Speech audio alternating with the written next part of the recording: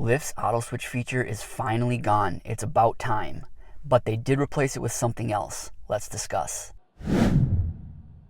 All right, so again, auto switch was that terrible feature where you're navigating to your current passenger. You've already accepted a ride, especially with upfront fares. You've accepted that ride based on the upfront fare, based on the time and distance, what it's going to pay, where the pickup is, where the drop-off is. That's why you've accepted your current ride. And then as you're navigating towards that rider, automatically, without any choice of your own, you're switched to a completely different ride, which you have not been able to analyze the upfront details to. You've had no choice, but I can happily say that auto switch is now gone. So I drove for Lyft this past week, but leading up to this week, I hadn't driven for Lyft for a few weeks.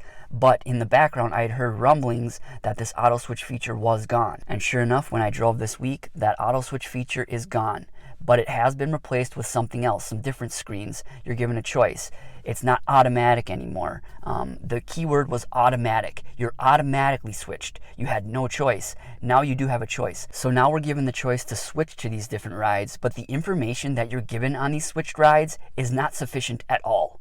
Here's a look at the first time I was given the option to switch to a new ride. The message says, switch to new ride. I'm given the time and distance to the pickup location, and all I'm given is the information that this is a higher rated rider than the current rider that I'm headed to pick up. You're not given any upfront info besides the time and distance to the pickup location.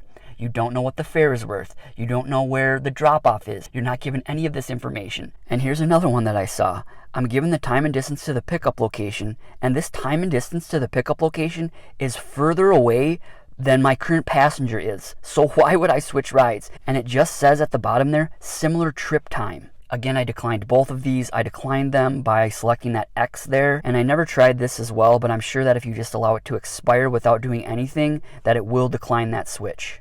And here's one more that I saw similar to the first one that I saw. For the first one, I was given that higher rated rider information, and this one just says similar trip time. So again, these new switch screens, they do give you the choice. They don't automatically switch you, which is good. That needed to happen.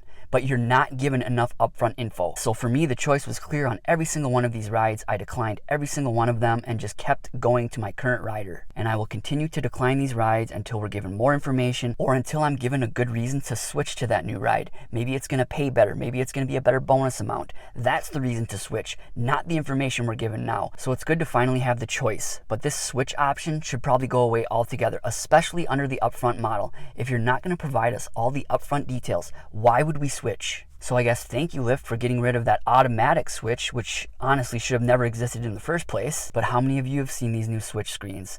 Were you given more information than me? Again, I was only given the time and distance to the pickup location and small sentences that said like higher rated rider or similar trip time. So please comment below with what you have seen. Thanks again for watching and drive safe. Thanks.